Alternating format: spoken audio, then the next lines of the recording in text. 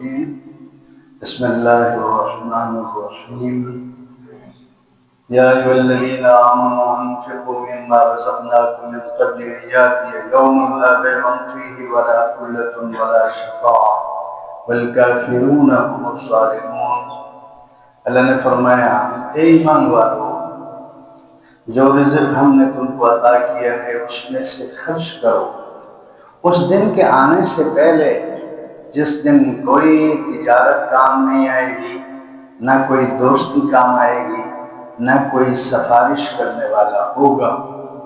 یاد رکھو کافر لوگ ہی اصل میں ظالم ہیں، کافر لوگ ہی اصل میں ظالم ہیں۔ ایک آیت یہ ہے۔ اچھا اگلی آیت ہے یا ایھا الذین آمنوا لا تبطلوا صدقاتکم بالمن والأذى۔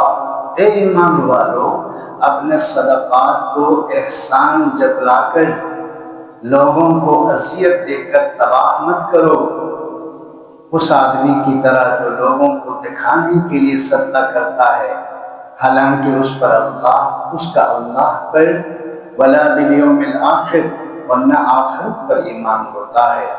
فمثلہ کمثل الصفوان، اس آدمی کی مثال ایسی ہے جیسے ایک چٹان ہے، علیہ تراب، اس کا ہلکی سی اس کے اوپر مٹی کا تہ ہے، فاصابہ وابل، پھر اس پر تیز بارش پڑتی ہے، فترکہ صلدا، تو وہ چٹان صاف ہو جاتی ہے۔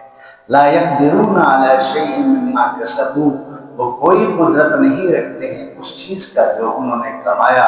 واللہ لا یہدی القوم الکافرین، اللہ ایسے ناشکر لوگوں کو کبھی بھی ہدایت نہیں دیتا۔ اگلی آیت۔ اچھا یا ایھا الذین آمنوا، اے ایمان والو، انفقوا من طیبات ما کسبتم، جو پاکیزہ کمائی تم کرتے ہو اس میں سے اللہ کے نام پر خرچ کرو، ومما اخرجنا لکم من الارض، اور زمین کے پیداوار میں سے جو ہم نے تمہارے لیے نکالا ہے، ولا تیمموا الخبیث منہ تنفقون، اور تم اپنی کمائی اور زمین کی پیداوار میں سے ردی چیزوں کو اللہ کے راستے پر نہ لگایا کرو۔ وَلَسْتُمْ بِآخِذِیہِ، ایسی چیزوں کو اگر وہ چیز تمہیں کوئی دے دے تم لینے کے لیے تیار نہیں ہوگے، إِلَّا أَن تُحْفِظُوا فِيهِ، اگر کوئی چشم پوشی کر کے لے لے تو الگ بات ہے۔ وَاعْلَمُوا، یہ لوگوں جان لو، أَنَّ اللَّهَ غَنِيٌّ حَمِيدٌ، اللہ غنی ہے اور تعریف کے لائق ہے۔ یہ تینوں آیتیں انفاق فی سبیل اللہ کے مختلف پہلوؤں کو واضح کرتی ہیں۔ انفاق کسے کہتے ہیں؟ انفاق کہتے ہیں اپنی حلال کمائی میں سے اللہ کو راضی کرنے کے لیے خرچ کرنا، یہ انفاق ہے۔ اس میں پیسہ بھی ہو سکتا ہے، اس میں غلہ بھی ہو سکتا ہے، اس میں کوئی چیز آپ کی محنت کی کمائی، آپ کی فیکٹری اور اس کے اندر کوئی چیز بنتی ہے اس کو، یعنی کوئی ایسی چیز جو انسانوں کی ضرورت ہے آپ کے پاس وافر مقدار میں ہے، آپ اس کو خرچ کر سکتے ہیں۔ پہلی آیت میں اللہ تعالیٰ نے اتنا زوردار الفاظ میں اللہ کے مسلمانوں کو سمجھایا ہے کہ بھئی قیامت کے آنے سے پہلے خرچ کر کے اپنے آپ کو بناؤ۔ وہ ایک ایسا دن ہے جس میں کسی کی تجارت اس کے کام نہیں آئے، کسی کے پیسے کام نہیں آئیں گے، کسی کی دوستی بھی کام نہیں آئے گی۔ اپروچ کر کے دنیا میں بہت سارے مسائل میں اپروچ کرواتے ہیں، سفارش کرواتے ہیں، دوستی سے کام لے لیتے ہیں، تعلقات کی بنیاد پر کام بناتے ہیں۔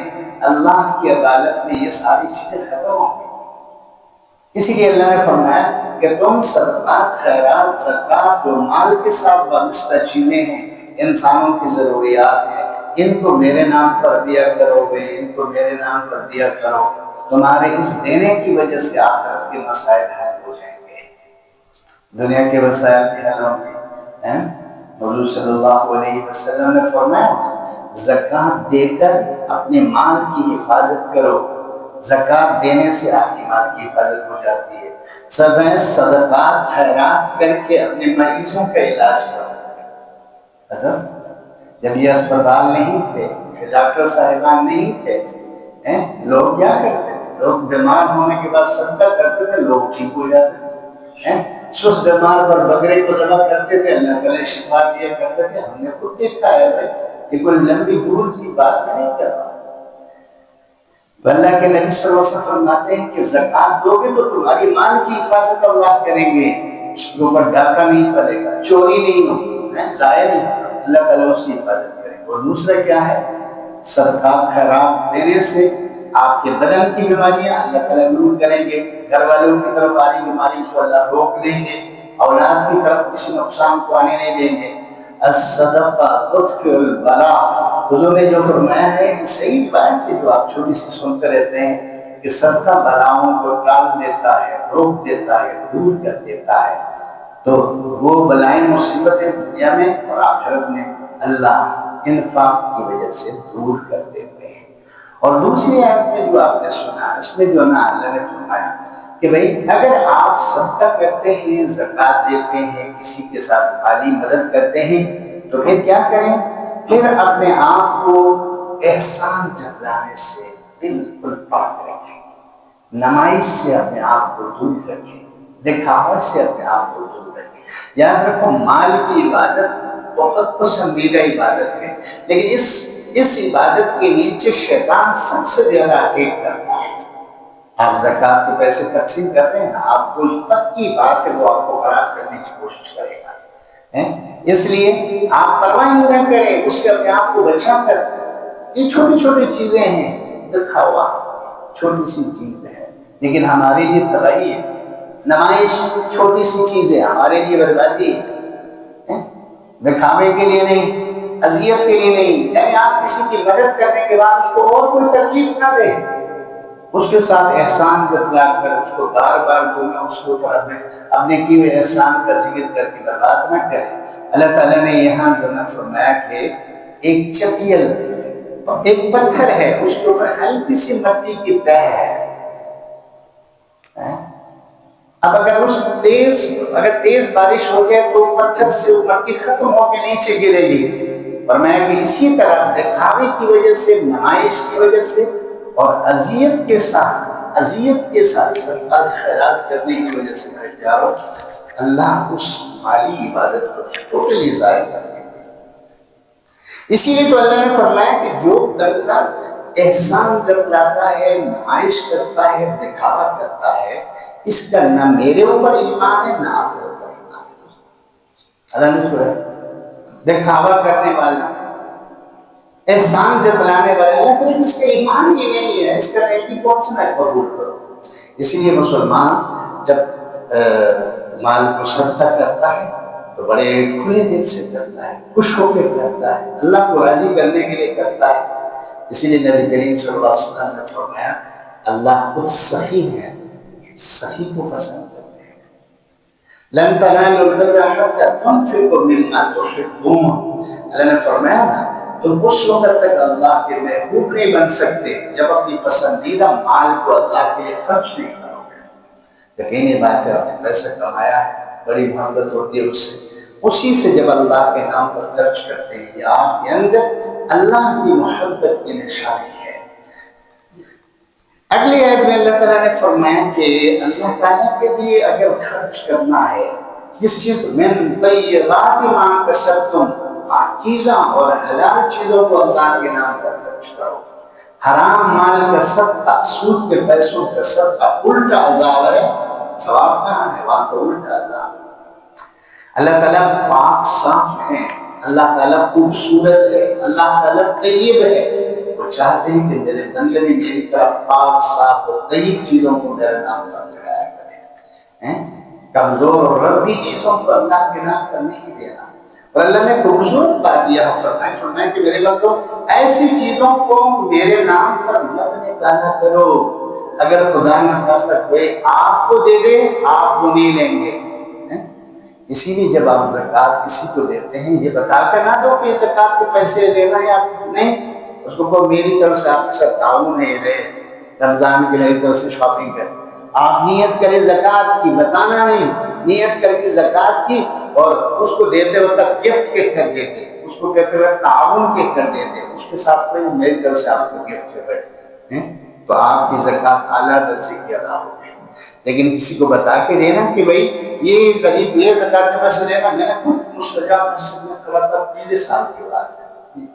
میرے بٹ صاحب ان کو جانتے ہیں، ہمارے گھر میں بڑے مشہور آدمی، میرے سامنے میں ادھر کھڑا ہوں، حالانکہ کئی سال سے تعلق 25 سال سے میں علاقے کے لوگوں سے رہتا ہوں. ایک غریب کو بولا ادھر آؤ، یہ لو زکوٰۃ کے پیسے. میں نے اس کو کہا کیا کر دیا، کیونکہ زکوٰۃ کے پیسے تو میں نے یہ طریقہ غلط ہے. دل آزاری نہیں، عزت سے اس غریب کی وجہ سے آپ کی زکوٰۃ نکل رہی ہے، اس کے تو آپ پر احسان ہے. اللہ نے اس کو آپ کا مصرف بنایا ہے، آپ کی زکوٰۃ اس پر لگ کر اللہ کو راضی کر رہی ہے. وہ غریب نہ ہوتا زکوٰۃ کس کو دے؟ تمہارے مال کی زکوٰۃ اس پر لگتی ہے، اس وجہ سے کیا ہو گیا، وہ غریب تمہارا محسن ہے، تمہارا 100,000 روپے اس کو مل گیا، اوپر سے اللہ راضی ہو گیا. لیکن اب کیا کرنا ہے، اب اس کی عزت نفس کا خیال رکھیں، بڑے پیار سے، بڑے محبت سے. اسی لیے میں حیران ہو جاتا ہوں، اللہ کے نبی کی ایک بڑی پیاری دعا ہے بخاری اور مسلم شریف کی. بخاری شریف کتاب الزکوٰۃ اور جو نا مسلم شریف کی انفاق فی سبیل اللہ کے ابواب میں حدیث آتی ہے. اللہ کے نبی نے فرمایا اللہ جی مجھے غریب رکھی ہے، غریبوں کے ساتھ میرا حشر فرما دیجیے. میں نے فرمایا اللہ مجھے امیر رکھی ہے، امیروں کے ساتھ میرا حشر. کیوں یہ کیوں کیا؟ اللہ کے نبی غریبوں کی اس قسم پرسی کو، اس احساس کمتری کو دور کیا. اللہ کے نبی فرمایا کہ یہ کوئی ایسا کرتا نہیں کہ ہم اس کو مسترد کریں، ہم اس کو عزت دیں یار. اس کی وجہ سے ہمارے صدقات لگتے ہیں، اس کی وجہ سے ہماری زکوٰۃ لگتی ہے، اس کی وجہ سے ہمارے بہت سارے کام بنتے ہیں. وہ تو بڑا محسن ہے ہمارا یار. ہم اس محسن کے احسان کو کبھی بھی فراموش نہ کریں. اس لیے تیسری آیت جو یا ایھا الذین کی آیت 3 آیتیں ہوں گی آپ کے لیے، ایک بار کا دن درس میں 3 آیتیں میں نے درس میں رکھا، اور تینوں کا موضوع ایک ہی ہے. یہ تینوں ٹاپک پر یا ایھا الذین آمنوا والے جو نے آیتیں تھی. اللہ تعالیٰ نے اس آیت میں فرمایا کہ پاک صاف چیزوں کو میرے نام پر لگایا کرو. یہ کیا ہے؟ زیادہ پسندیدہ ہے. اللہ بھی پاک ہے، حضور صلی اللہ علیہ وسلم بھی پاک ہے، ہمارا دین اسلام بھی پاک ہے، اور یہ خوبصورت پاکیزہ آیات ہیں. ان سب کا تقاضا یہ ہے کہ ہم اپنے مال میں سے پاک چیزوں کو اللہ کو راضی کرنے کے لیے لگایا کریں. اللہ تعالیٰ مجھے اور آپ کو عمل کی توفیق عطا فرمائے. ان 3 آیات کی تفسیر پر 10 دن لگ سکتی ہیں، لیکن وقت آپ کا تھوڑا ہے. اللہ تعالیٰ کو قبول فرمائے. سبحانک اللہم و بحمدک. تو ہماری 8 آیتیں ہو گئی، یا ایھا الذین والی 8 آیتیں ہو گئی. اللہ تعالیٰ اس ترتیب کو ہمیں پورا کرنے کی رمضان میں توفیق عطا فرمائے. سبحانک اللہم و بحمدک، نشہد ان لا الہ الا انت، نستغفرک و نتوب الیک. اللهم ربنا آتنا في الدنيا حسنة وفي الآخرة حسنة وقنا عذاب النار. یا اللہ ہم تیری ذات و صفات پر ایمان رکھتے ہیں. یا اللہ پیارے حبیب حضرت محمد صلی اللہ علیہ وسلم کی نبوت کی رسالت و ختم نبوت پر ہمارا ایمان ہے. قرآن کی کتاب لا ریب فیہ ہونے پر ہمارا ایمان ہے. یا اللہ تو ہمیں کامل ایمان عطا فرما، اپنے ذات سے کامل یقین ہمیں عطا فرما. یا اللہ کامل ایمان کے ساتھ نیک اعمال کی توفیق اور ہمت عطا فرما. یا اللہ رمضان کی مبارک ساعات ہم بڑے نااہل ہیں. یا اللہ ہم ان کی قدر نہیں کر سکتے ہیں، تو ہی ہمیں توفیق اور ہمت عطا فرما. تو یا اللہ رمضان کے ساری فضیلتیں ہمیں عطا فرما، ہمارے گناہوں کو معاف فرما، آگ سے جہنم سے خلاصی عطا فرما. نیکیوں کے لیے ہمیشہ توفیق کو ہمارے لیے مقدر کر دے. برائیوں سے بچنے کا یا اللہ ہمارے اندر عادت، ہمارے اندر ہمت پیدا فرما دے. یا اللہ مسلمان عالم کا رحم فرما، پاکستان پہ اللہ امن دے دے. اللہ اس ملک کے خلاف جو سازشیں جاری ہیں ان کو دور کر دے. میرے خالق و مالک حفاظت فرما یا رہنے والوں کی. یا اللہ رہنے والے پریشانیوں کو دور فرما، بیماروں کو صحت عطا فرما. یا اللہ ان مسجدوں کو آباد فرما، ہمارے اس درس کو یا اللہ قرآن سے تعلق کا اور اپنی رضا کا ذریعہ بنا دے. یا اللہ بیمار جو ہیں ان کو صحت کامل عاجلہ مستقبل. صلی اللہ تعالیٰ علیہ وسلم.